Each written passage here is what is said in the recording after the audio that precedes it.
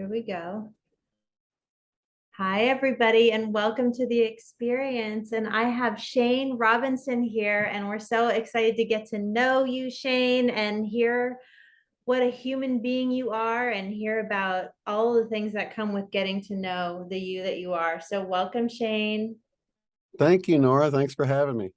Yeah, absolutely. So Shane and I don't know each other very well. And so this show is we're going to let it be as it usually is, very meandering and journey in the direction that we're being guided. I know without a doubt, just from the connections that I've had with Shane so far, that we are like-minded in how we approach life. And he's a free flowing dude. So I'm excited to see where this goes. So yeah, so Shane, you were just telling me before we started recording where you're from, and I'm curious about your human journey here on the planet, and if there was a moment in your life when you had a spiritual awakening, or if you've always been this spiritually oriented and conscious in your expression, or what. Yeah, and I'm glad that I love this format, by the way. I do it too. Just allowing, intuition and everything to just kind of unfold naturally. I think that's the best way to do it. I've had wonderful conversations before I started recording, and I thought, oh, I wish we would have been just recording this whole time. So I learned Yep. my lesson. I'm right with you there. Yep, same. Yeah, it's like the juice kind of gets drained out of it when you've had that debrief. That's like where all of the juice really is. And then Yeah, when I haven't had guests on for a while, I'll just say we'll just pick up and see where the energy is. And it's usually like, I'm so excited to see you. I haven't seen you. Tell me what's up. right, exactly. So yeah, I've been I guess you could say a lifelong truth seeker. I always question things a lot. I was raised Christian, Protestant Christian, through different denominations and everything. So I had a lot of programming to work through, to sort of like keep the Jesus without all the control stuff, because Jesus, personally, he's always been my hero and a like a role model for me. So there was a lot of programming and fear-based religious stuff attached to that. So for a while I sort of let that go, but then I came back around and realizing like, oh, Jesus isn't the bad guy here. It's like sort of Yeah, like he all gets of the does he stuff. get a bad rap or what? Yeah, it seems like he gets a bad rap and so many things attributed to him that he didn't say and things like that. So he's always been like if kids have an imaginary friend, Jesus was always my guy growing up and everything. And so even Cool. though I've gotten away from the religious aspect of things, he's still my guy. He's still who I look up to as far as being a role model, Hmm. because I think he figured out how to tap into that higher self, that Christ consciousness. And I believe he was trying to show us how to do that rather than doing it for us. You know what I mean? Yeah, So, yeah. And so I'm sure it that's, had to have been tricky back then. oh yeah, yeah, it's been really tricky. But as I'm on the International Mandela Effect Conference board, and there's a good reason for that because that sort of the Mandela effect catapulted me to where I am right now. It was like this huge wake up call that things aren't what we thought they were in reality. Reality is way different than we could have ever imagined, way more magical. And then that's led me to people like Cynthia Sue Larson that, has a really positive spin on what's happening right now. And She's there's a lot of fear amazing. out there, but I don't resonate with it. I think this is something amazing happening right now that we're witnessing. And for me, it's been this divine gathering of people, like-minded people that's noticing the Mandela effect. So it's been really fun to just meet other people that, it's almost like we all uh we're sort of the black sheep, a lot of us anyway, because we question things or maybe we backslid, to certain family members, and we were sort of like out in the wilderness, and then we come to this clearing and there's other people just like us that, we all felt alone. And a lot of us are geographically, it seems like we're all spaced out, right? Mm-hmm. Mm-hmm. But yeah, it's been really amazing to see so many other people, and I have a lot of hope for the future, despite the way things might look, all the chaos, because they focus on that, getting that out there. But there's always the flip side of the coin, which they don't show. And that's where I like to hang out, the I love amazing. it. Yeah. Yeah, so one of the things that just popped into my mind is, I don't know if you saw this, but Queen Elizabeth just died. Oh, wow. Really? No, I heard She that. just, I mean, they just announced it. I mean, maybe she didn't just die. It was funny because my husband was like, I saw it on the news and I was like, oh, I saw that they reported on the news that she was sick. And I was That's what like, I heard early this morning. Yeah. yeah. And I was like, if she's sick, she's probably really, really sick because they wouldn't just say she's sick. They wouldn't Yeah. announce that. So I'm like, I bet you she's on death's door. And then, just like an hour later, she's Wow. actually gone. And the only reason I'm bringing that up is because I think it's an interesting timestamp in this conversation. Wow. And Yeah, as it you is. know, just being a part of the Mandela Effect Conference and paying attention to how, I don't even know if malleable is the right word, but maybe it is. I don't know. Time, reality, the uniqueness of each human experience in relation to our own journey. Like there's just so much there, and I'm really so glad. What's the cool thing about the Mandela Effect Conference is, I mean, there's so many things, but you guys are kind of a motley crew of like-minded individuals, but you all have your own special skill set, and together you bring this very powerful energy to educate people. I appreciate that. Yeah, we do have quite the we call it the dream team amongst ourselves because it really is like a really well-rounded group. We all love each other's points of view, but we all have our own points of view and we respect each other's, and we're not so dead set on what's happening that we're not open-minded enough to consider. I mean, this is really for me, it's been a wonderful thing. Not only the four of us, with Cynthia Sue Larson, Christopher Natra, and Jerry Dark Wolf Hicks. But just when we meet up together and you have all these people come out that see different Mandela effects, and it is really like you were mentioning, it's really objective. It's like no one has the same exact list of things they've noticed. You know what I mean? It's like Yeah. it really goes to show you just how objective each of our reality is, and even the timing of it. Like some people notice a change right now, like me and my son. My son came to me a few days ago. We did a video on the Flash logo changing, and like we didn't notice it, but evidently somebody had posted something on it back in like 2016 or 2017 about it. It's The like, how did comic they book, The notice it? Flash. Right. Well, Yeah, actually, yeah. the TV Oh, series. TV. I don't know.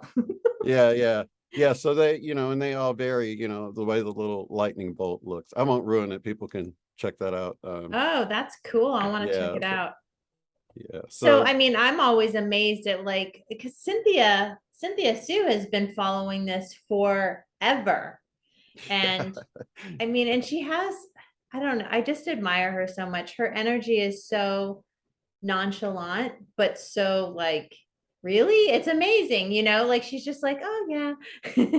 yeah, yeah. It's like I guess when you see it, and I think it gets all of us when we see a Mandela effect because we're like, what, especially a flip flop or whatever. But yeah, she's seen this stuff happening for a long time. And I was just talking to her, within the last month about how it was going viral on TikTok for people to do these reality shifts and everything, and I'm like, this must be so surreal for you, Cynthia, to be trying to explain this stuff to people since the 90s, you know what I mean? And it's like now it's going viral on TikTok among the young people, and I'm like, that has to be so cool. And she, she did agree. It is really cool to see how far we've come. It's like something, we would have never dreamed of, but it is happening, and I'm so glad I woke up to the fact that reality is malleable. It can change. Yeah, And I've seen it change in positive ways. So a lot of people that feel like it's a negative thing, I don't feel that way. I feel like yeah. at least neutral about it. I try to Yeah. be open-minded and see, like, what could this mean? Because I Yeah. found a lot of messages, and a lot of them were leading back to the fact that we need to bring in a balance between the masculine and feminine energies on the planet, that things were out of Mm-hmm. whack. We needed Mm-hmm. more of that nurturing from the feminine side. And so one instance in that would be like the thinker statue. He went from with his fist to his forehead, and now it's like he's sucking on his knuckles and looking out of his eyes and staring at the ground. So it was like, and he shifted to his left side, which is the more masculine side of the body. Oh my And gosh. yeah, another cool one that people, the farmer painting, it's called American Gothic painting, I think, but it's Oh, got is the that farmer with the pitchfork. uh-huh, uh-huh. Okay, so originally people remember the couple both staring forward, Yeah, yeah. but now the woman on the right, which a lot of people thought looked more like a wife, but looks more like a daughter now, is looking to the left. She's not looking straight ahead anymore. So it's like you got the divine feminine looking towards the masculine, I sort gotta of. look that up. Yeah, so it's really cool to see things that you've seen one way, and of course the residue for people that don't know, there'll be little things, little hints left over that shows that people do remember it the other way it was at one point. That So is it's pretty so amazing. cool. Yeah, so I'm pulling it up. Oh, maybe I'm not pulling it up. Was it the farmer? American The Gothic painting. American Gothic. Yeah, that's the one. Um, so you had mentioned as you were talking about your upbringing, um, that you were raised Christian in a variety of, I just don't know if I heard it right, variety of Protestant Denominations. Yeah. denominations. Say more about that, because I'm always super fascinated in people's, religious backgrounds, because what is it? I heard there's something like 8,000 different interpretations of Christianity. So we often are like, Christianity, it's all this thing, and it's like, oh, absolutely not. And people who believe a certain way, whether it's Christianity or whatever, they have this belief that their belief is the truest one. I don't Right. get that from you. It's not you. But there is a lot of this out there, and I've definitely experienced that, in my husband's family, totally feel that way. And he was raised in that as well. And so it's just interesting to me, like, tell me what you mean by different Protestant denominations. Like, what was that like for you? Okay, first I want to say, because this is a cool little analogy, but there's as many as 38,000 different Christian denominations. Now, 30. to Oh, put so that, I had 8. You had 38. Wow. yeah, so to put that in perspective, grab a basketball and look at the dots on the basketball, and that's about how many different Christian denominations there are, the dots on the basketball. Well, and then you take into account each individual person's interpretation of that. Right. Um, and the fact that Christianity has been translated from Aramaic to Hebrew to Greek to Latin, Yeah. does something happen in the translation? And also, as culture change and society changes and evolves, I believe, somebody who's paid attention to things in a sort of anthropological way, um, is there a need in the culture for the religious experience to shift with the changing cultures? I think religions are often a reflection of what's going on in the environment, and often it's a shelter, it's a community sort of organization, way of organizing, so that that people can come together, one would hope, not always. But so I would imagine that there's an evolution in those terms as well. So yeah, I mean, I think shedding light on the fact that 38,000 different denominations is like, it's very it shines a light on it. Yeah. Well, thank goodness I only went through a half dozen or a handful. So That's a lot though. So yeah, what was so going on with you and your family that was happening?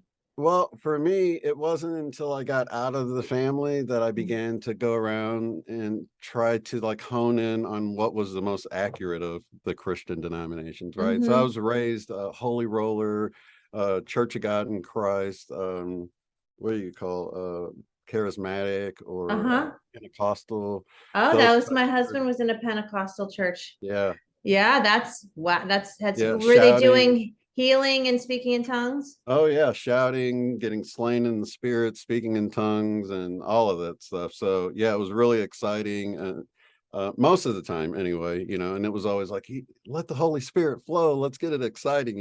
So I always preferred it to be more exciting like that. Sometimes it was kind of boring though. Did It was you like, speak in tongues? oh yeah, yeah. Spoke in tongues from a really young age, and Which I believe is channeling or light right, language, right. right? And then I grew to realize it's light language. So yeah, it's been a really funny journey in that. But yeah, as I went through the I, different Christian denominations, I kind of ended up with Seventh Day Adventist. That was sort of where, and then into being more Gnostic beyond Hmm. that. But I don't Hmm. really go by any labels at this point. So although So when Christian's the only label I've ever had, I don't really, you know. well, you're clearly spiritual, and when you say Gnostic, there's like, in my understanding, there's an emphasis on mysticism and this like sort of the in my mind, it's like the magical nature of the divine. But Right. there's probably some a different way of saying it. But to me, the Gnosticism is what's interesting. What's the part of Mm-hmm. the religion that is often sort of surgically removed. And I can see Mm-hmm. how in the Pentecostal church the exciting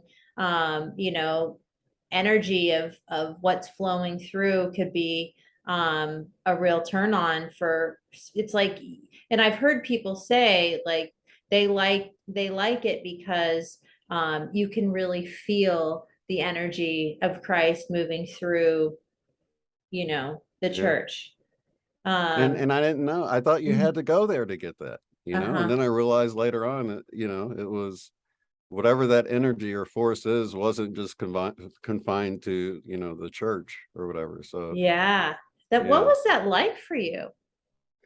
it was pretty amazing. Just to realize there was like not really a limit. And that's really the whole thing, right? It's like now I've reached this point with religion that it's almost like religion's like the structure, man-made structure to sort of explain the unexplainable or the limitless, right? So it's like man-made limits placed on the most limitless thing we can. You get to a point where it's almost ridiculous. It's like having ice trays and saying, the water in here is God, but then the ocean's out there. It's so far removed from what God actually is. But it is helpful, like a walker, right? It Mhm. can be a stepping stone, or a lot of people carry around a lot of guilt, and it can help them release that and move forward. And so I definitely see it as serving a purpose. And I found my way out of the church, believe it or not, just by reading the Bible. So a lot of what's Wow. believed in religion, if you just read your Bible enough and ask Mhm. yourself, does it support this idea that they teach in the church? And you Mhm. read through, you're like, wait a minute.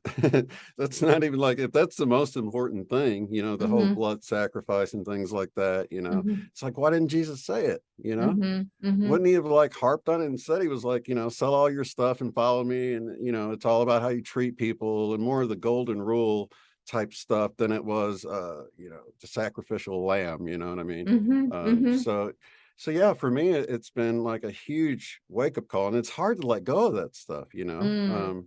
When Mm. you've been programmed from such a young age, because you feel like it's evil to go against what you've been told. But once you let Mm. it go, it's so liberating, and you can have such deeper relationship with the divine once you remove all those limits of how it operates, whatever it is. That's so beautiful. And I think what you're saying, Shane, is super important because I know in my work as a hypnotherapist, I see people come to me because I'm in the South too. Or you're not in the South, but you were in Georgia. That's right. But I'm in North Carolina.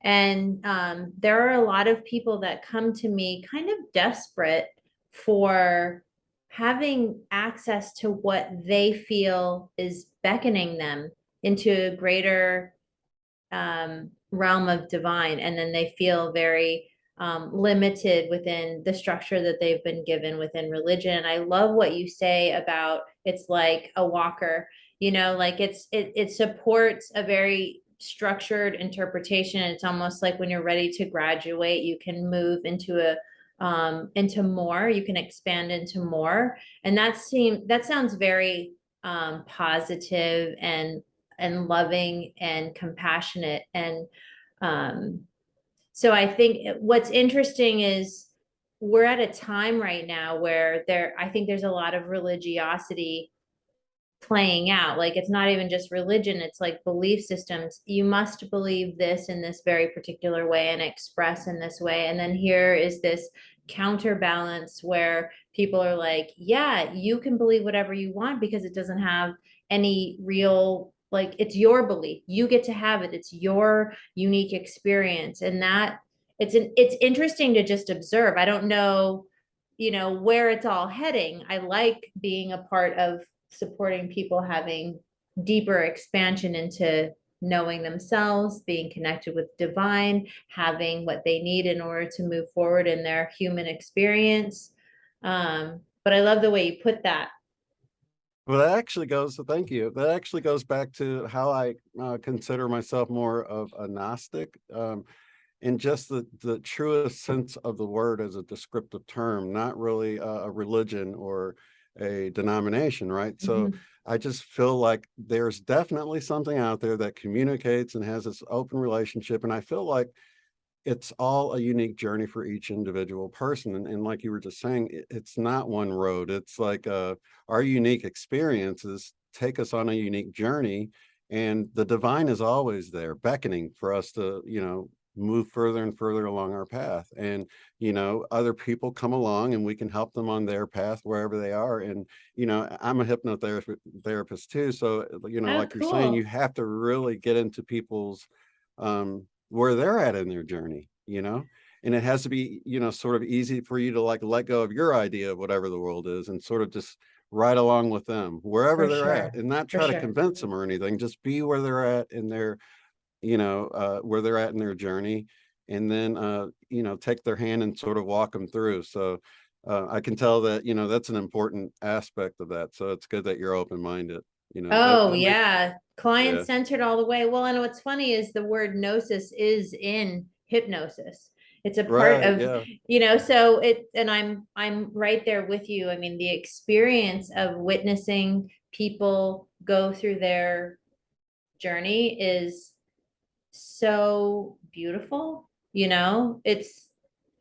and so tell me about your hypnosis practice. Tell me about what, like how you do your work. Oh, well, I do beyond quantum healing Oh, cool. practice, which is Oh, yeah, yeah. oh, I okay, think you're I know familiar? about it. Yeah, yep. I've had Yeah. Allison Coe on my show before, and she's Oh, connected awesome. to an organization. That's how I know Beyond Right, right. Quantum. Yeah, yeah. Yeah, Go ahead. exactly.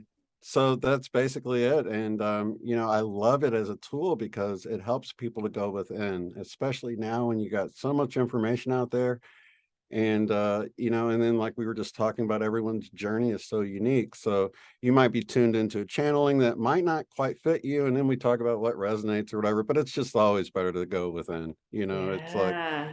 so that's why I feel like this is a super important tool. While other things like people enjoy tarot or other things like that, that's awesome. It's like a confirmation to Mm-hmm. whatever you're getting when you go Mm-hmm. within. Mm-hmm. But I think, we have to really learn to go within, and then people learn to do that through these sessions, even beyond the session, that's the same place, so we hold their hand and walk them to the inside, to their inner heart where they find their answers deeper, and then they can go there in the future. So it's Yeah. it's super great. It's a It's great, so and it good. feels so great to help people, it's so rewarding.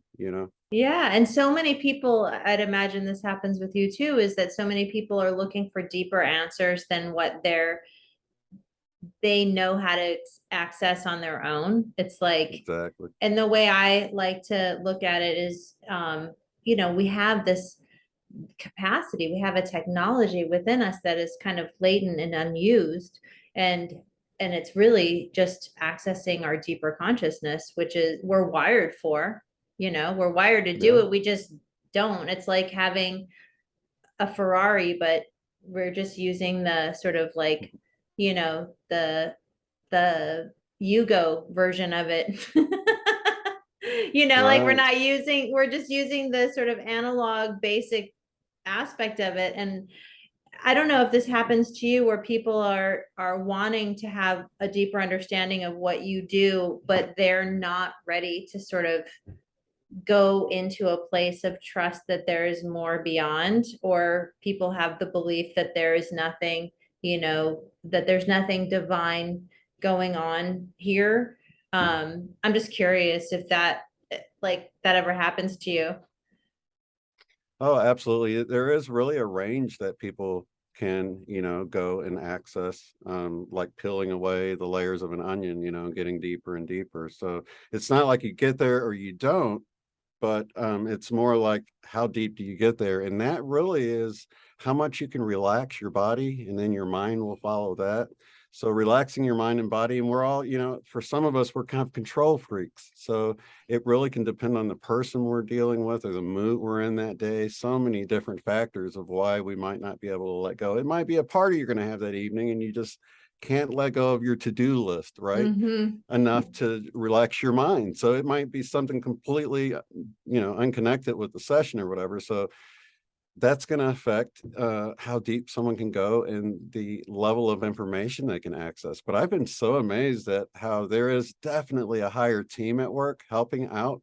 I mean, I'm sure you've seen that, because I felt like, oh gosh, I don't know if I can do this. It's all on me. But once I got into this, I'm like, oh wait, I'm just kind of getting out of the way with the person, and we're just allowing it to come through. And it's the more you can let go, the more successful you can be. And it's so hard for people to wrap their head around that, you know what I mean? Like, you don't have to Yeah. do anything. Yeah, it's like I remember in the 80s, and I've mentioned this before on other shows, but like, remember those they were like hidden images in the geometric, I forget what they're called. They're called something, but you stare at it long enough and then it shifts and it turns into this 3D image. Oh, yep, Do you yep. remember that? Oh, absolutely. Yeah, those were so cool. And I feel like I mean, I even feel like that in meditation sometimes where I'm just kind of dropping in, and then all of a sudden I'll start seeing stuff happening, like maybe there'll be other beings there or whatever, and it's like, oh, you're right there, I didn't even realize that you were right. Hello. Absolutely. um Yeah. and I'm curious too, in conversation with people that are, I'm honestly just totally curious about people who you interact with, because you talk about the Gnostic side of Christianity. What is it, Mhm. share for people who are maybe kind of in that space of opening and exploring and feeling like they don't really know how to open up. What would you say to people like that who are kind of opening? Do you mean like from a religious standpoint? Like maybe they're Yeah, wanting from to. a Christian standpoint. Yeah, Yeah. it's so hard to well, I don't know. There was a few different scriptures that really really stood out to me. One was like how many of you would give your son a scorpion if you ask for an egg, or a rock if you ask for bread, or a snake if you ask for a fish, right? It's like, if you're evil and you wouldn't do these things, how much Hmm. greater will your father in heaven, or whatever? So I'm Hmm. looking at that and I'm like, I would never send my kid to hell forever. I would never send my kid to the corner forever, right? Go stand in the corner forever, right? And then I just started like imagining how I treat my child, and with that, because you're so much smarter than your child, like the divine or God would be so much smarter than you. And when you stumble, when your baby stumbles and falls, when it's Hmm. trying to learn to walk, you're not punishing it. You No. know what I mean? It's Yeah. not falling on purpose, right? Yeah. Yeah. So, so I guess that was one thing that sort of unlocked my brain, to think, God really isn't after me, is he? He's Hmm. not, because if somebody like God is really after you, you've got no chance at all, right? Because they can get you, they're God, right? Right. So the idea of a malevolent God is Yeah, not, yeah, it not doesn't at all. resonate with you. So was that something when you were in kind of within the structure of the church before you got more into Gnosticism? Was that something that you were like, wait, that doesn't resonate for me? Actually, that was one of the reasons. That's a great question. That was one of the reasons why I went to Seventh-day Adventists, because they actually taught that when you die, you don't exist anymore. So you're not burning forever. So that was Mm-hmm. definitely in that direction of at least not, the unquenchable flame is just the flame that will definitely kill you, not the flame that will burn you forever. Do you know what I mean? It's Yeah, so yeah. they had Which, a God, different what a view on the whole. horrible, horrible Right. stress. I mean, my husband, he kind of, he still really has that trauma and stress of worrying about, you know, I mean, he doesn't worry about it in a sense where he really believes that it's so, but just what that did to his child mind and also the rapture for him was Thinking such you're gonna a get left big behind. deal. Yeah. Yeah, well, he was like, how can I? He felt like such a failure because the rules were so extreme. He was like, there's no way. Like I'm screwed, you know? Right. Yeah. And I luckily wasn't raised at all like that. I was raised in Hawaii, and my mom calls herself a born again pagan and my dad was a reformed Orthodox Jew. So I had, whatever I wanted, I could explore and feel, and I had my first spiritual experience at 5. And my Oh mom would wow. have seances and was sort of a spiritualist. So I didn't have any of those restrictions. So understanding Christianity from the experience of people who have been through it is super fascinating to me. Because it has such a powerful, like structure has such a huge impact on the people who are a part of it, you know? And Yeah, so that's why I'm exactly. fascinated. So when you were a kid going through what you were going through, were you afraid of burning eternally in hell? I think I was more afraid of getting left behind. Like I Mm-hmm. guess I thought the rapture was going to happen before death. So in my Mm-hmm. mind, it was always like afraid that I'd miss it and have to get my chopped, and you know what I mean. And it's Yeah, just but I don't totally know. I think, and that's why I'm kind of like double clicking on these little details because I think a lot of people don't totally understand. Like, if you haven't been in a Pentecostal church, how are you going to learn that? And to be the right. idea of a child feeling like they're going to be left behind. Whoa, Yeah, that's a they big played movies deal. in church. Like there was a movie called A Distant Thunder, and it was way before like the Left Behind series. I think it's from the '70s or whatever. I don't But yeah, even, it yeah. shows how this rapture happens. All the Christians get taken, and then there's these vans driving around with Unite on the side of them, and they're like collecting people up that don't have like the Unite stamp on their forehead. And if they don't get it, they can't buy or sell without it. And eventually, they're given a choice to either get it or to go to the guillotine. And so yeah, and I think I was like 8 watching this in church. You know what I mean? So it's traumatizing, and it's now looking back, I'm like, I can't believe, and even my mom went through that. She said she came home from school as a kid, and I guess everybody had left and gone somewhere, and she thought she got left behind. So this is like generations and generations of fear and you know what I mean? That, Yeah, so there's that, yeah, that generational trauma that you and I probably work with a lot in our work. oh yeah.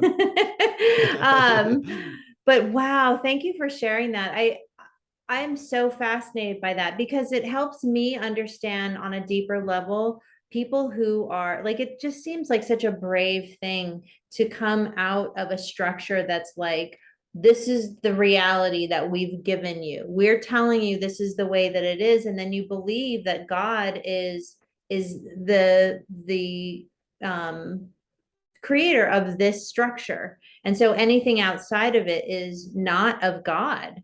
And Right. I would imagine that that would be entirely confusing. Like if you meet a really cool person who's not a Christian, and like, I mean, I've genuinely seen Christians worry about other people that aren't Christian and like, oh, well, they're going to hell. That really Right. sucks, you know? And to have that heavy on your heart would really, I mean, I have compassion for that. Oh, absolutely. That's so funny you said that because through the process of having my YouTube channel, I've had time and time again, comments from people, like, you're going to hell, you're deceived and all this type of stuff. Right, right. And I don't know, I guess like the last one I got, and it's weird because it's like once you kind of figure something out, you don't get as many of them like to test you or whatever. But that last one I got, all I saw was pure love in the comment, right? I'm like, this person, like, they see me as being in this burning building that's going down, right? And they've taken their time out of their life to write this to me, to appeal to me that I'm, on the way to hell or whatever, but they're doing it out of love. They care enough about me to write this. So once I saw that and I sort of like had this, eye-opening experience of seeing the love through the sort of condemnation of their comment. I don't know. I just view it differently. It doesn't seem to bother me like it, of course people say things. I'm like, oh, not again, but you have to take every comment as a brand new comment instead of Yeah. like that one person, over and over again. Cause it's not, it's a fresh Yeah. new face, so to speak. Well, and I love what you're saying about when you get it, you see less of those comments, that it's sort of like the universe is letting you experience the teaching of the lesson that's there to be learned. And then once you learn it, you can move on. Right. That is so cool. So I don't know about you, but my work and being hypnotized myself and going through my own inner journeys has been super powerful for helping me kind of get distance from the human self and allow me to sort of step into the divine aspect of self that helps me just to get more perspective. Like, things are not such a big deal, Nora. Like, get some space, like, take a step back. It's not all about you. It's not, or whatever it is. It's like, oh, that's just the human person that has this story, that's going on. And it's Yeah. been, I mean, it's amazing because it's like, okay, when I'm in that space, I can really experience the magic that's around me, you know? All right. And I'm curious if you feel like going on your own inner journeys and being hypnotized yourself, because I'm assuming in your training you had to go under as well. Um, Absolutely. Yeah. Matter of yeah. fact, I had a session with Allison Coe. Oh, cool. That was my most recent one in December of the year before last, I think. So yeah. Awesome. How was it?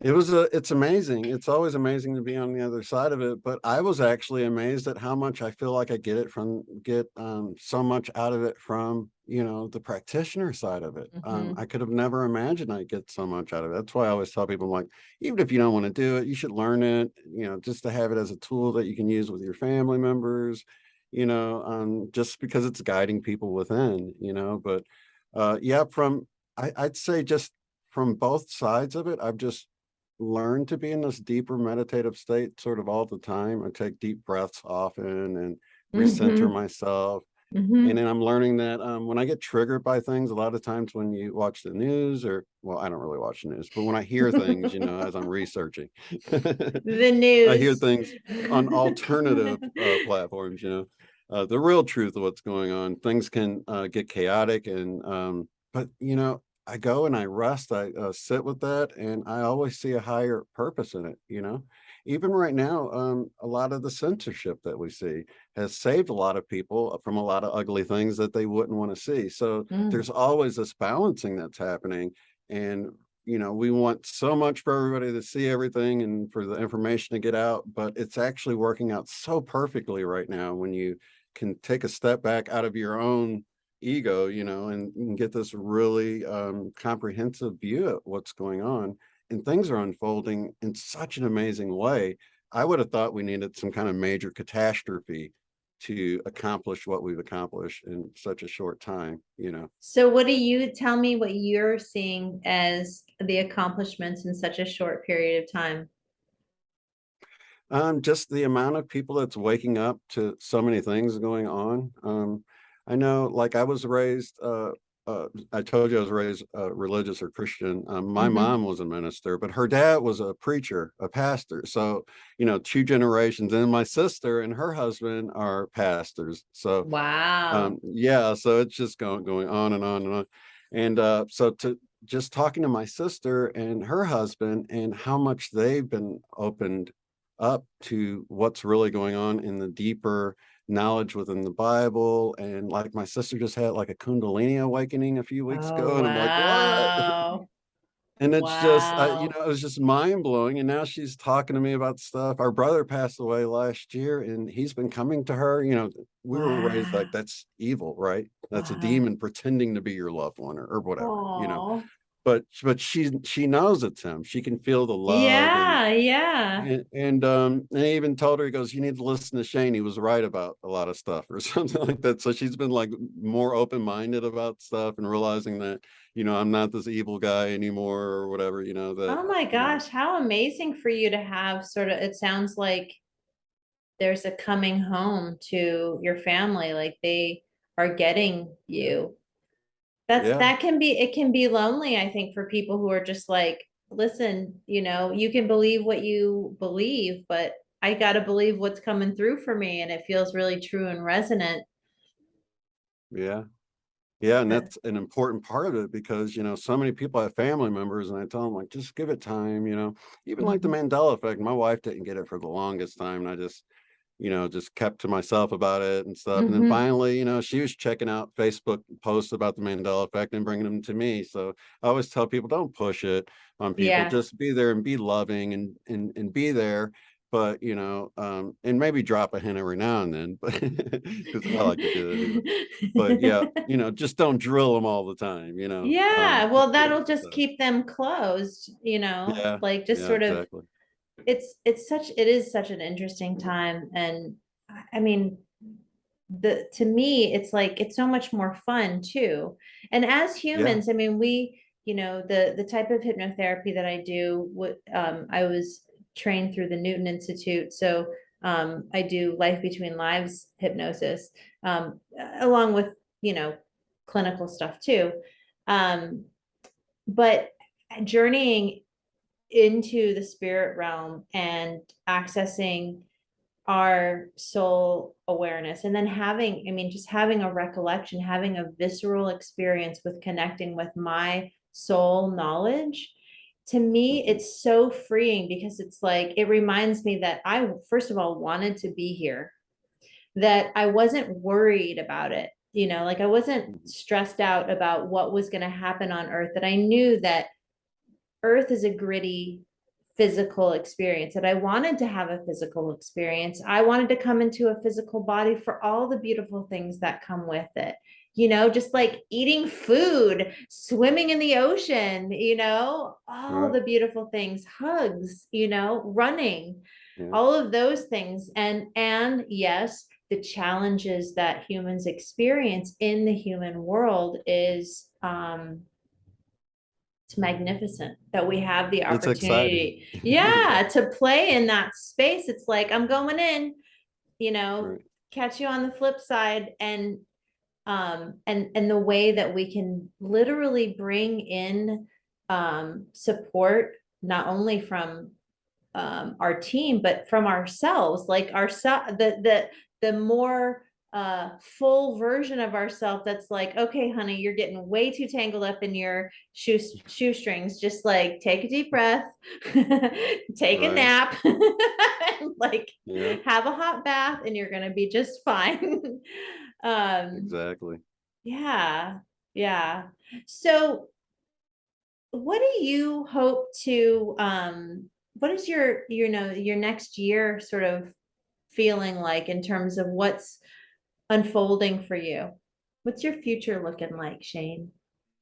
Well, I've been focusing, of course, on the sessions I do with people, and I do one-on-one sessions too that people might use for, any number of things. I've even helped people like get their audio working on their computer so they can record stuff, so people use that however they want. So I'll continue to do that, but I also create music. So I've been trying to create like starseed music basically, Oh, and cool. music that you can that starseeds can listen to with a positive message that they can focus on, about being more loving or whatever. But really right now, a lot of the things that we see, like within the starseed community is like we feel like we're not from here, and that Hmm. can sort of lead to not taking ownership of the fact that we incarnated here for the simple fact that it gives us the right to transform this place by actually remembering who we are. So we don't want to remember who we are and then sort of say, well, we're not even from Earth. We want Right. to I don't own have to it and deal with you. realize, Yeah. right. Talk to the So that hands. sort of thing. Right. So many of us are looking for the exit door. How do I take these headsets off and get the heck out of here? But I don't think that's the way. I don't think getting out is the way. I think we want to get through, and we want to help others to get through. So right now, Absolutely. that's really my focus, is sort of making people realize that they're worthy. They're, everything about their life is so special and unique and important, because we have that feeling, like, especially if we're like out somewhere alone, that we can't make a difference, but everybody can make a difference, even in your meditation time, because so much is intention. So just Hmm. joining in meditation time to seeing a more beautiful, loving world, even if you're out in the middle of the stick somewhere with no internet, you can still do that. You know what I mean? So Yeah. there's something all of us can do. So my thing is just really encouraging people, not only one-on-one, but as a group on my channel and with music. Cool. Well, how can people get your music, Shane, and hear your stuff? Actually, you can go to Shane Robinson on YouTube. I've got a playlist on my main channel, Unbiased and Uh-huh. on the Fence. So Uh-huh. if people go and find that playlist, there's songs from my other channel on that playlist that lead them right over to my other channel. So and Cool. pretty soon I'll put together an album and release it. I think there's only a few available, like on all the streaming services right now. I've got to actually, put them together in an album, and then they'll distribute them digitally all over the world, or whatever. So that's kind of where I'm at right Cool. now. That's so Yeah. cool. I can't wait to hear that. And when you mentioned star seeds, it just and what you're talking about with star seeds, I think you're right. There's been such an evolution taking place in the starseed community, in the metaphysical community, and I think there really was a strong, almost fever pitch of people just being like, I'm out, like this is horrendous. I mean, I still Right. hear it.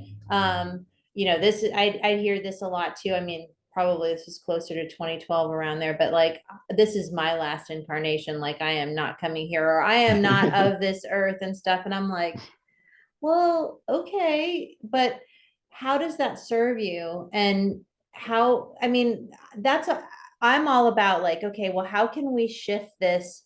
How can we shift our mindset so that we're like totally raring to go and feeling like this is what we want to be doing? Like, what would need to happen in order for us to feel like, oh, I'm in, like, this is juicy, like, let's do this, because Right. it's my experience that when, people are in the womb, like regress to the womb, and then this is something I like to do, regress into the womb and then regress them to just before they're about to come into the womb, and what are Hmm. you doing, and have them connect with what's going on while I'm preparing to come into this lifetime. Cool, what's happening, what's going on. And in that space, or whether it's after the death scene of a past life or wherever they find themselves in the spirit realm, it's like, and what's happening, what is going on, and how do you feel?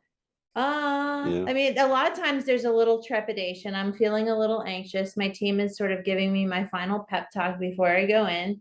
But it's like, so how are you feeling, like you've got this? Do you feel like you're struggling? Like, what do you feel like you're here to do? And they're like, oh yeah, I'm here to kick some serious ass. Like, I got this. I'm a rock, just feeling so totally amazing. And I'm like, yes, Yes, Yeah. this is you.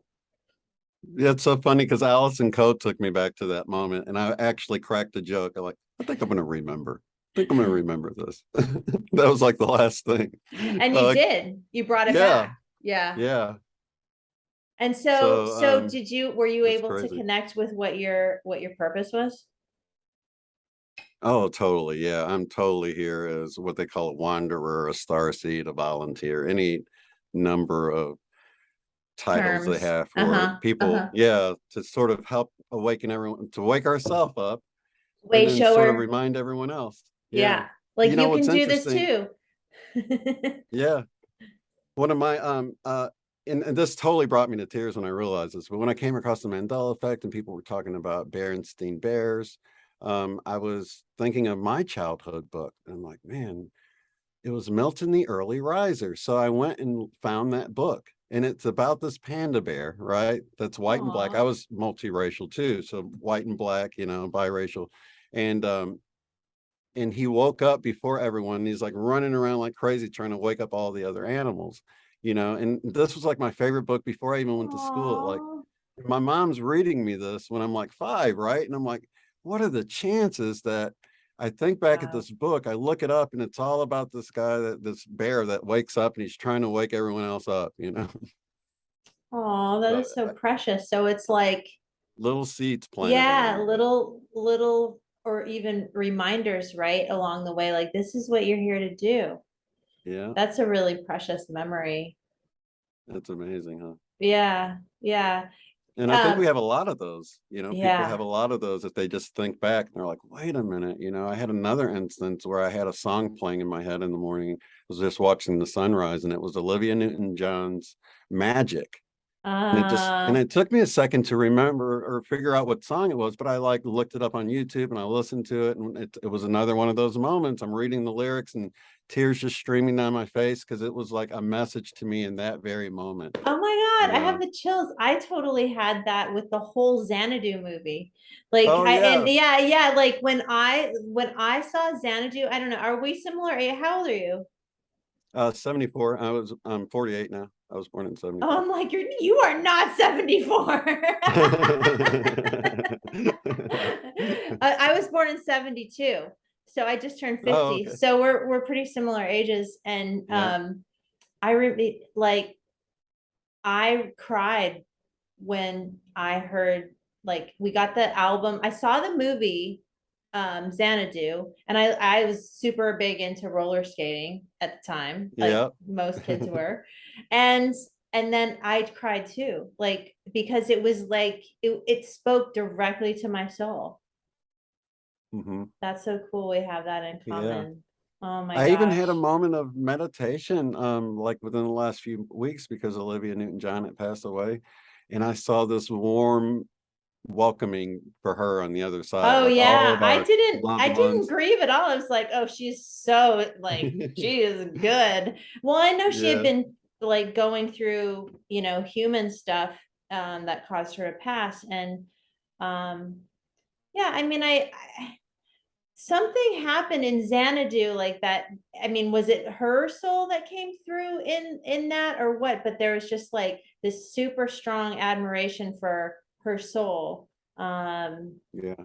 I don't know. It's she I feel very confident that she is so super good and fine. And thank you, Olivia, for your Yeah. time here, right? In Greece and um yeah, I don't Well, it know. was my mom's record. So I had Oh, that was it? connection with my mom, like Oh, that. cool. So and at the time that I played that, I hadn't heard it in years. So I had this really strong nostalgia of being a little kid and putting the record on and actually looking at the needle on the record while the song was playing. So I had to be like 5 or something. Wow, So another yeah. thing that was just implanted at a very young age.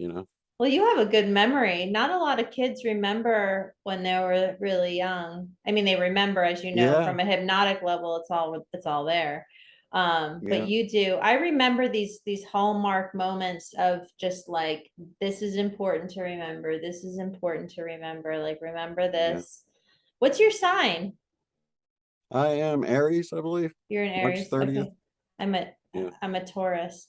That's interesting. We have a lot in common. And we're sort of at the end of the hour, and I want to just start winding this up, but I'm just intrigued to know more about you, and I'd love to have you on the show some more. And please feel free to share anything else that you want to talk about that you feel like is important to talk about.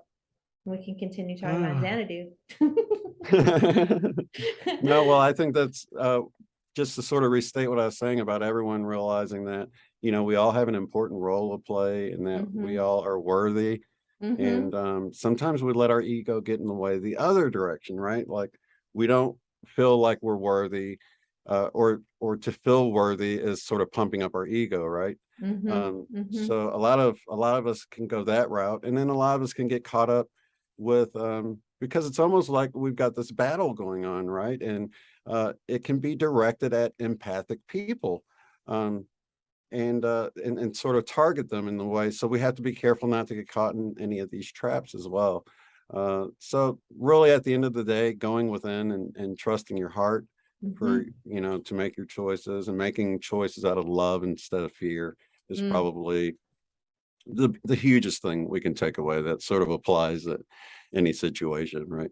Yeah, no, I love that. And if you were, if there was someone out there listening to you that is empathic or feeling like they have that battle within going on, or maybe even starting to open up more from the Christian structure into, or any religious structure, any structure in general, what would you like, what would Shane say to them?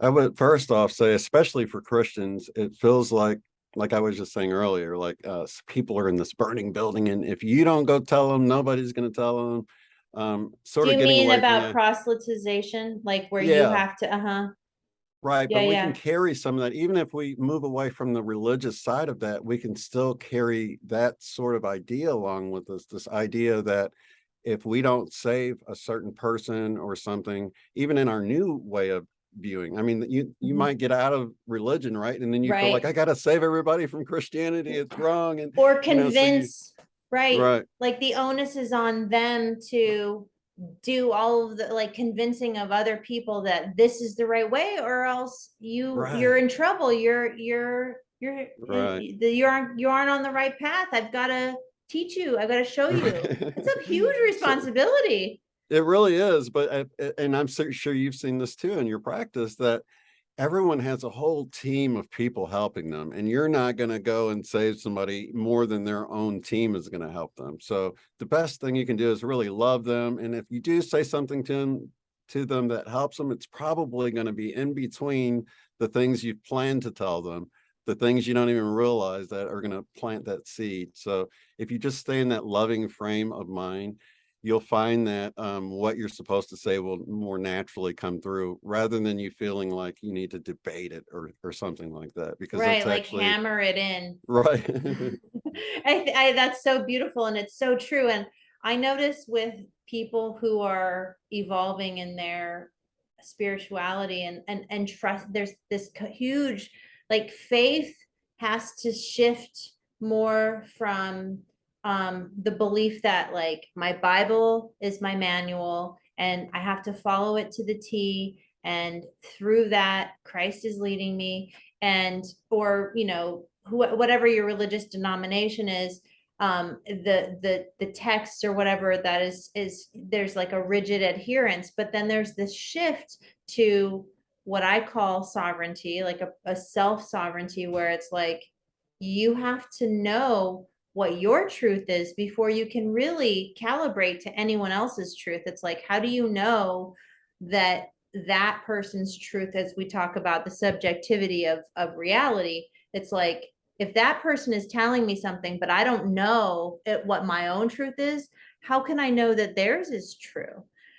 Right. Right, so it's this coming home. And then so I notice that people, as they're evolving, they start to go through this kind of like how do I trust what's coming through? Because maybe I've been told through my indoctrination that source, that voice that has been flowing through me or through my heart that is like so pure and filled with love is actually the devil. Like, how do I start to trust that? Yeah, just letting go of the fear, and that's so hard because everything's wrapped in fear with a lot of the religious stuff. And like I said, though, I found my way out with just reading the Bible. There's enough in there that, because that's how I was raised. Like everything Right. has a, but then, you get to this point where, like with the Mandela effect and you got scriptures changing, people are like, the devil's changing the word of God. And then it's like, well, the Bible Oh, actually says that the word became flesh and dwelt among us, talking about Jesus becoming the word. He was the word, not wow. the actual Bible. So the Bible Wow. itself says Jesus is the word.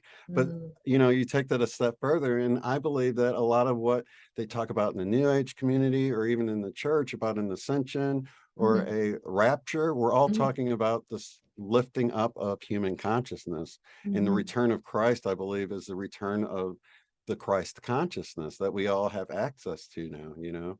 So it really is like a devil on the shoulder, an angel on the shoulder, and it's like moving to, not my will, but thy will be done, like Jesus said in the Bible. He recognized that he had his ego will, but there was a higher purpose, a more divine way. And I think that's what the Christ is. So we're not waiting for Jesus, the man, to come back. We're, wanting to tap into what he tapped into and We're become we're like we're him. we're joining in the communion of the oneness Yeah, with the with one divine. accord with, yeah, and doing the things he did. He said that, like healing people and feeding people and doing miracles. And I think we're moving into that era now, but it's not going to have the religious look to it, I don't think. Yeah, I mean, it feels like you get to have whatever that looks like or is like for you. And I know that when I Exactly. have clients who come in and they're a little nervous about hypnosis, I'm sure you get it too. It's like, there's a lot of myths out there that people need to sort of get like clarified before they can actually Right. relax in the chair. And um and I always ask them if they're comfortable bringing Jesus into the session. Like, oh Mhm. yeah, Jesus is my guy. Like he's always with me. I'm like, well, let's bring him in and have him be an active participant in the session, because it's almost like if they can be in a heart-centered space with Christ at that moment, then they're already in trance. They're already open, and then they can Right. access, they're ready to fly and they're feeling supported. And that's real. I mean, that's it. Like when you're in that space of open-hearted, discovery, that's Yeah. where the magic happens. That's where they can really unite with their true selves. Absolutely. I have Jesus come through a lot too, without even asking. He'll just pop in, and I won't even know the person has, a lot of Jesus in their history and their guide too, but he'll pop in and I'll say something like, oh, I was. So it's cool that he clearly is a guide for me, you know what I mean, and a lot of people. And uh yeah, I Well, don't don't you feel like anyone who is open to his vibration is he's there?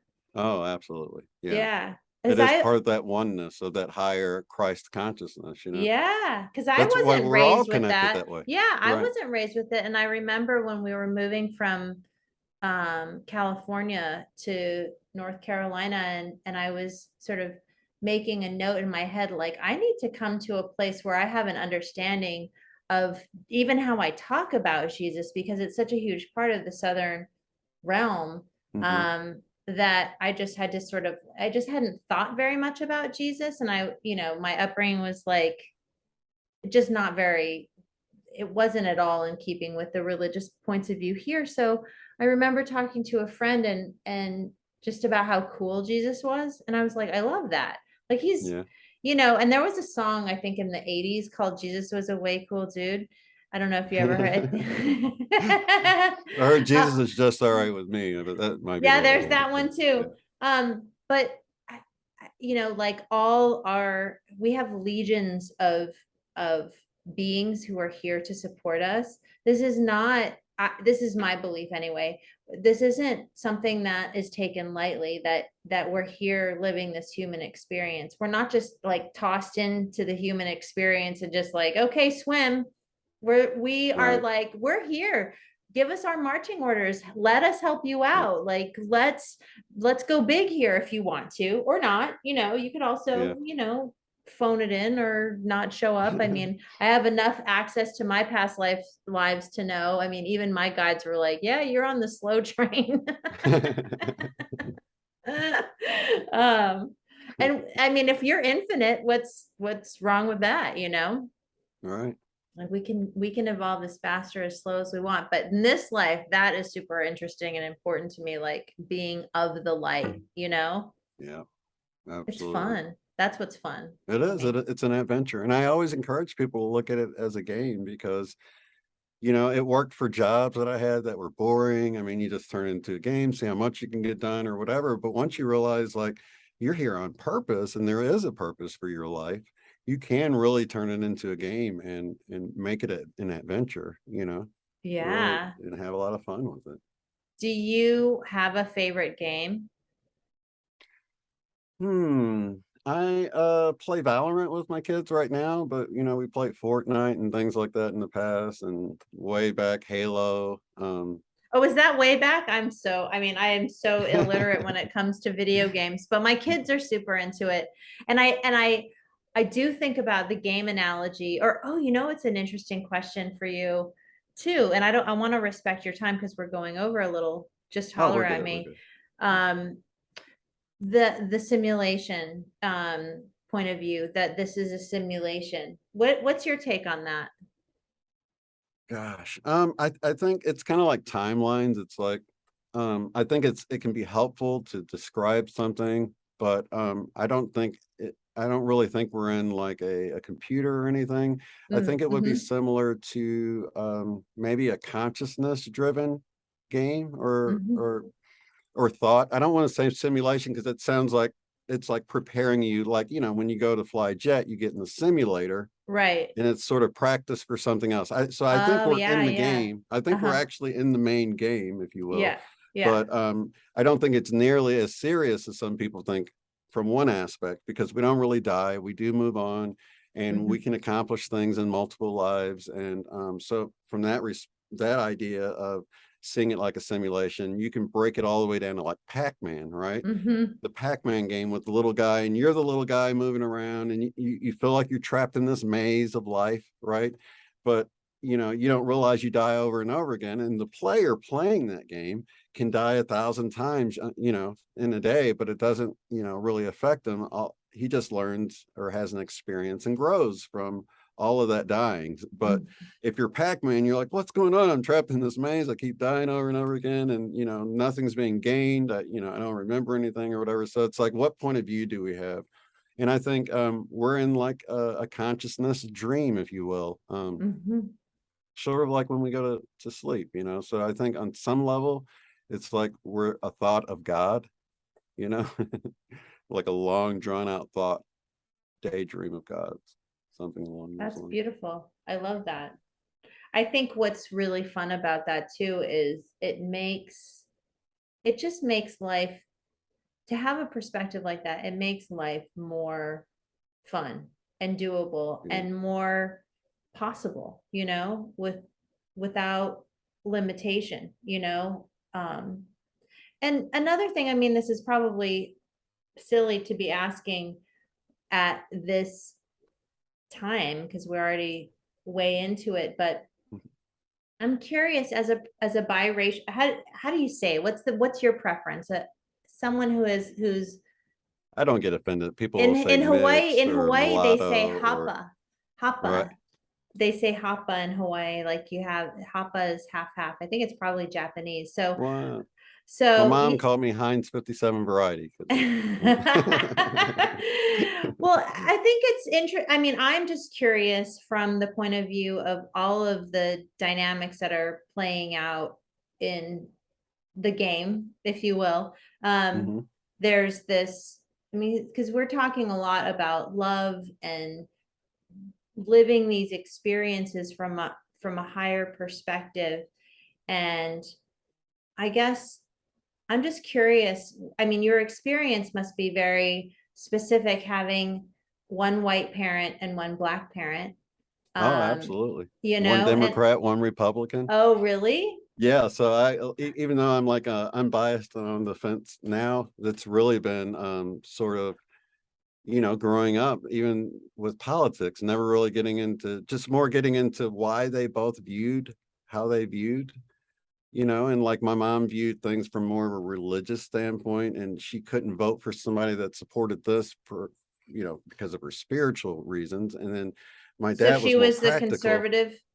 Yeah, Uh-huh. exactly. Uh-huh. And my dad was like, the union worker that sort of like says, I got to look at who's actually going to benefit me the most by voting for them. Right. So you Wow. got someone Yeah. that's practical and someone that's more spiritual, and, my mom didn't want to carry the baggage associated with, putting your vote behind someone that didn't stand up or live up to your moral needs. But I don't know that either Wow. candidate would have at that point. But yeah, so I had a lot of I It's had a lot of fascinating. sort of trying to figure that out. And even with the channel, my channel, it was more about just trying to put someone else's perspective on and see if you can see things from their perspective, Hmm. rather than trying to convince them to see things from yours, because I found that really tore walls down between people when you could really kind of understand, like, oh, I guess if I was born into that family and that religion and that culture, I would be just like them, and so yeah, it's really a lot of that really stems back to the religious program. Like, there's only one way to God. You have to be a Christian to go to God. So that really has tentacles, if you will, that spreads out into like all of your thinking and all aspects of life. So and it's liberating when you can let that go. Yeah. Well, and I wonder too, on a soul level, if you were accessing in your spiritual sessions of connecting with your intention to be born in this very specific way, to have um one, I don't know, Yeah, yeah, yeah. your mom or your dad who's black, who's white, but to come into a family that is navigating, I mean, and it's different, right? Is it not, to have um parents that are of different backgrounds, like racial backgrounds and cultural backgrounds, presumably, and Mhm. then having a child who is, an expression of both, and how you as an individual navigate that and what that might have been like for you. I think I had a little bit easier because I was the youngest, so I was the baby of the family. So I got away with a lot more things, and like my brother would always gripe about that. My Oh, brother, really? actually, we didn't have the same dad, but we were raised as if we were blood, brothers or whatever. And Hmm. and then my sister was a couple years older than me, Hmm. and we do have the same parents. But like I said, we were all three raised with the same parents as long as I ever knew. I was actually born on my brother's ninth birthday. So we had the same Oh birthday. Yeah. no. I'm a twin, so I know how that can be tricky. Yeah. Yeah, but it was cool, because I always looked up to him, he's 9 years older than me. And so it Yeah, was that's always a, cool for me. yeah, Yeah. 9 years. That's a, so That's a that's big awesome. jump. Yeah. Yeah, yeah. So do you see anything playing out in the culture that you feel like you would like to sort of shift, or would wish would be different? Like, what would be your ideal, you know, of what could unfold in terms of where we could go, humanity could go? I used to wonder, Hmm. but now it's like everything's exceeded my expectations in so many ways. I try to use Cynthia's, how good can it get? And just really just surprise me, because it already has surprised me. And when I do get triggered by things that seem negative, I see a very positive result coming out of some of the things that we see as the most horrible things right now. So there's a huge transformation going on. I think it's a result of human consciousness evolving. Hmm. And I used to always think, we need to change all the structures on the planet. to something, you know, higher and more futuristic, because everything seems so primitive in the way things are handled, especially, you know, when it's the government or whatever. But now I realize it's going to happen the other way around. It's going to be our consciousness raises to a point where we're like, how does this ever work? Yeah, What, you know, yeah. we need to do away with this stuff. And I that's what love we're that. like, we're in the middle of that right now. And I like to use the analogy of the cymatic plate. You know, when you see the sand on there, and it's changing from one form to another, and things kind of get shaken up for a moment, but then the new patterns begin to emerge as a frequency raises. And that's exactly what I see right now. Things are getting shaken up a bit, but a new pattern is emerging. And that's what I see when I can kind of get out of the ego and get out of the game and sort of, you know, look at the whole playing field, you I know. So love that, even Shane. religious and all of that, you know, people are learning to take what they want from it and realize that the other stuff was just to trick them or control them or whatever. And people are waking up, and it's almost like the 100th monkey effect, right? So Mhm. even like the Mandela effect was so far out there just 3 or 4 years ago to people, but now people are like, oh yeah, I can, Yeah, yeah, that's it's yeah, totally. Yeah. So I'm curious about two Mandela effect. These are the big ones that I had an experience with um was it? No, it wasn't. It was with what's his name? Kirk Douglas, you know, Michael uh-huh, Douglas's dad. I had this yeah, experience where he died and hmm, there was this big funeral and Michael Douglas was like, I remember seeing it on the TV and it was on with the mute on, and Michael Douglas was doing like he was up at the podium doing his eulogy, and I was like, hmm, you know, I just saw it. And then I remember the next mention, wherever it came through, like the internet or whatever, of Kirk Douglas having his like 100th birthday or something. And I was like, he was dead though. Like I was watching his funeral. Did that happen to right. you? That's I mean, gotta be most people, weird. I think Cynthia Sue said she's definitely seen that one on her reality shifters website, but Yeah, yeah, that sounds familiar, but I can't be sure. That all sounds familiar. So is he still alive now? no, I Oh, don't he think so. okay. Now I'm like, maybe even Queen Elizabeth isn't dead by the time we get off this. Right. Another one is the who's the preacher, Billy Graham? Yeah, To me, yeah. he's like died like 3 times. I'm like, wait a minute, he I died know, I did again? too. He died a couple times for me. I thought Yeah, he died like in the early 2000s or 90s or something. And then it was like right, he's right. Like dead, right like around. Yeah, recently. But it's yeah. like, wasn't he already dead? So you never know, you know, What's it's the like, experience like when you're the person going through the Mandela effect? you know, Cynthia was talking about how someone had known about her dying Oh in another yeah. timeline, and it Yeah, was while yeah. she was sick in this current reality. So it's like, you know, it's like you can see where it diverted a little bit. That's why the idea of timelines is so helpful, you know, to Yeah. describe things. But there's sometimes when it doesn't make sense in the instance of a timeline, because of like the way, for instance, there's a picture with a thinker statue with like 15 or 16 softball girls posing next to it with their fists to their forehead, yet the statue's changed. So it would appear that there's two timelines that merged rather than we moved from this timeline to this timeline where the girls should have always matched the statue no matter what, right? Right, right. But now Right, we've because got if a it little was piece of we wouldn't all right, have that perception otherwise. The two exactly, right. it's trippy stuff. It's really So it does I'm seem like so glad merging. since yeah, and I'm so glad Cynthia didn't die. I Yeah, mean, she clearly has a whole lot to do. yeah. But for other people, they don't even, you know, she never existed on their timeline and she sort of popped out of nowhere for them. So Mm-hmm. that's another instance where it sounds like we got different timelines. One where she maybe was never born and those people were on that timeline, and then it merged into a timeline where she was born. And this guy merged in from a timeline where she died at the same time that she was sick in this current timeline, and he merged into. So things do align, you know, it's like the sickness took a turn for the worse in this other timeline, but she survived in this one. And I think Right. that could explain why we have strange memory anomalies sometimes, why we might remember, with the Mandela effect, sometimes people will have dual memories. They're like, well, I kind of remember it both ways. How do we remember it Yeah. both ways? That It almost happens to seems me like, so often. yeah, yeah, and that could be that, as we grow in the single timeline, maybe we're growing by combining with other timelines and choices we made. And it's like adding to the sum of who we are, Mm, mm. in a I love that. seamless sort of way, Mm-hmm. like we don't Mm-hmm. realize it, but until we Mm-hmm. see these sort of weird things happening, you're like, wait a minute, this is weird. Yeah.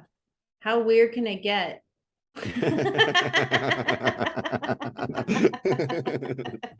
Absolutely. We can play with Cynthia Cynthia loved on that that. one. I mean, she's mentioned, so like when she was talking about on my show, and whoever's watching this can go back to, I mean, she's been on my show like 4 or 5 times, but I think it was probably one of the earliest or the second around the a couple of the earlier shows. And she was talking about her awakening, her Kundalini awakening. And like if I remember correctly, because we don't know, we could be wrong. I think she could see like bubbles in reality. Right. Like it was sort of settling in this way. I think she even said that she saw it on her daughter's face too. Like there was some trippy stuff going on Right. there. Um, I mean, I love how nonchalant she is about like the most mind-blowing stuff. She just keeps it all totally like grounded and centered. And I'm sure, I mean, I'm probably idealizing her, but I just think it's so cool how, I mean, I really look to her ability to stay centered and stuff that's just like, what? And Yeah. maybe that's why it's taken off to the degree that it has, because she's just like, Yeah. yeah, it's normal and that's what I think, and this is why it's so cool. And you Yeah. know, and And now it there's does more help, people. Yeah. it Yeah. helps to see it and someone not freak out about it, and that's what I told people. I'm like, if you go to people with the Mandela effect and tell them about it in more of a fun sort of mind bending sort of thing, they're way more receptive to it than if you show up and you're like, oh my God, reality is changing and impossible, and you're kind of freaking out about it. The They're like, yeah, sky I is don't want any falling. part of that. Right. Yeah. Oh, totally. I mean, I think it makes it, to me anyway, I like the idea of this reality being fun. I don't think there was ever like, when I showed up on this planet, I was like, yay, I was excited about it. And Yeah. I want to continue to cultivate that. I think if I can help people feel excited about what it is that we're doing here, that would be so much more worthwhile. And I feel like that makes healing easy too.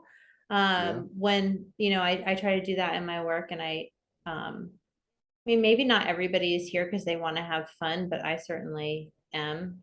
I don't know. What do you think about fun, Shane?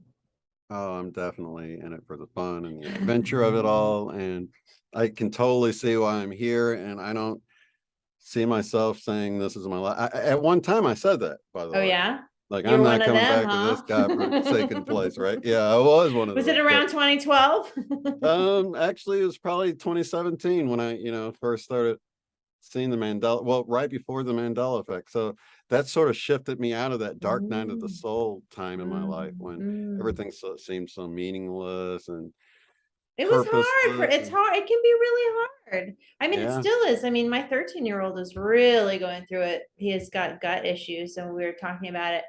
We were communicating, and I get it. Like Yeah. it's not for the faint of heart. It can be fun, but it's also super intense. I mean, some crazy, terrible things happen that are awful. Yeah. I have past lives that I remember. I mean, one of them, I remember I was just a young girl in like the 1600s, and was just, because I wasn't willing to comply with a creepy old man in power. He just threw me in a dungeon, and never, that wasn't fed, wasn't given water, just sort of like, you know, left to die there. And you know, so I also honor the fact that it is not easy and there is a lot of trauma. I mean, you know, I'm sure you see it in your work too. There is some deep, deep trauma in the human experience. And so I Oh yeah, guess horrible also, things. yeah, I don't want to make light of that either. Mhm. Um, do you have access to some past lives that you feel like are, I don't know, somehow, um, you know, just sort of help you understand yourself on a broader level? That's so funny because I can think of two things, right? I can think of all the times I've died in a game, like a video game, right? Oh yeah, I think I've about died that so many too. Like times. my kid's I've like, died, "Oh, I'm dead. They killed right, right. me." So there's that, but then there was this one time I was going to bed, and you know how sometimes you'll get those hypnagogic images as you're going to bed, like flashes of different things, and I was like, Mhm. I was taken back to being in Egypt in a sarcophagus, buried alive. Oh And it was no, so real for me, and I woke up like, "What the hell was that?" that was Like not like fun. and I could tell it wasn't just it was like I had the whole feeling that came with that, and I realized like, wow, that's some It's like a trauma that was download. really branded on my Mm. soul, right? For me to remember it Hmm. so many lifetimes later or whatever. Hmm. And then, but I got confirmations right after that about lives in Egypt or whatever. So then I was more accepting. So everything makes sense, just like a game. Hmm. Things will come to you, and just like in a game, if you see a little piece of paper and it's a little node or something in the game, they program that to be there. Well, I'm like that in life. If a dog runs out in front of me, I have to slam on the brakes. I'm like, wait a minute, what's going on? Like Hmm. I know it wasn't an accident, right? Hmm. I don't play Hmm. with the accidental things anymore. It's Hmm. no, in fact, I like the word coincidence, but it's used as accident quite a bit. But Yeah. having an incident that happens between Mm-hmm. two, so I'm cool with that. I just don't think of it as accidental, right? So we have lots of meaningful coincidences and synchronicities. And I think all of these, the more I try to disprove it, the more it just shows me that, we're always getting little messages here and there, and we just Yeah. don't notice it. There's like a synchronistic stream you could tap into where you're Oh, constantly in the flow, and it's oh, hard to it's stay so there, beautiful. but there's Yes. no way it's fake or your mind making stuff up. There's something very real going on, very real divine connection we do have. It's And so fun when we're yeah, it's there. It's fun. like, what? I had Yeah. this thing the other day. I was talking to a girlfriend on the phone who was feeling very alone. And I was just, you know, just sitting, holding space for her while she was going through it. And I had the TV on and it was Netflix, but the TV was like on screensaver. So you just see like little, you know, images of whatever show they're wanting you to see. And there was a thing of Alone, that series Alone. It's Mhm. where they're in the wilderness. Cool show, by the way. I love it. And where people are just being like living out on the in the wild. And so I was guided to look at the word alone because she was talking about how alone she felt. And I was guided to just look at one. So alone has ONE. And then I was like, wait, and I was guided like, but it actually says all one. So Right. alone is AL, all. I mean, if you Right. are Right. terrible, all one. Wow. And I got chills when I was guided to that. And I said, I just have to interrupt you. Like, I know you're going through this and I don't want to like diminish what you're going through, but I just have to say that this came through for me. And I just think it's so funny. Like it's such like all Right. one. Like we use this word all one to feel alone. And Right. it's actually we're all one. Um, That's we're all hilarious. I love that. Hidden in plain sight, it's right there. So yeah, that's the flow that I love, and coincidences, serendipity, synchronicity, you know, I'm so Absolutely. with you on that. So where can people find you? There's your Unbiased and On the Fence on YouTube, right? And I'll Yeah. put that in the description box. And you also on your playlist there, you have your music, your Starseed music, which I'm excited to listen to. And then is it the fourth Tuesday of every month that is the International Mandela Effect Conference? Yeah, we usually do it on the Wednesday. Oh, That Wednesday, is the Wednesday. last Wednesday of the month. This month, it's going to be on the 28th of September on the Awesome. International Mandela Effect Conference YouTube Yes. channel. And it's a And live stream and it's yeah, super it's a live awesome. stream. And I love being on it when I can be. And this is not my calendar. I'm like trying to write it down. So yeah, to all of those who are tuning in, I highly recommend it. And what's really fun about it too is they have different they have, you guys have different speakers, not all the time, but right, you Yeah. sometimes, and Mhm. and so they talk about different aspects of the Mandela effect, and also there's the four of you, so you're all talking from your own perspective, and because it's a live stream, you can ask questions in real time, which I've tested, and you guys have totally responded, and then you're like, hi. So that was super fun too. So you feel like you're a part of it. You're a part of the unfolding Absolutely. of this really great group. So I highly recommend it. And if you haven't hung out with wonderful people in your life, hang out with these people because they're wonderful. Oh, thank you so much. And it's supposed to be a 90-minute stream, but sometimes we go 2 hours, 2.5 hours. We just find it hard to quit or whatever. But Just like people this enjoy it show. in the chat. Right. This is supposed to be an hour. And it's 3:33 here on the East Coast. So I think that Oh, that's nice. totally That's perfect. funny. I just saw 222 here 10 minutes, 11 minutes ago. So Those are big ones. Repeating numbers are a big one for me. yeah, me too. Absolutely. Well, So my website that connects everything is uotf.net for unbiased non-defense. okay. Unbiased non-defense. UOT. Oh, got it. Awesome. uotf.net. Yeah. Is there anything else that you feel like is on your heart that you want to share before we end this for today? I think we have wonderful things coming, and I just think everybody should be optimistic at the future. That's really it. Yay, I love Fun. it. Yay. Awesome. Yay. Well, thank you, Shane, so much. This has been wonderful chatting with you, and I hope it's the first of many to come. Absolutely. Yeah, I'd love to Awesome. just invite me back whenever you want. Groovy. I will do that. All right, everyone. Thanks for joining us and feel free to subscribe, click on the notification button and ask questions. What are you curious about? What would you like to know? If you have any questions for Shane or you have any questions for me or ideas for other guests that you think would be fun to have on the show, please feel free to drop that in the comments. All right. Until next time, much love to all. Thanks so much. Bye, Shane. Bye-bye.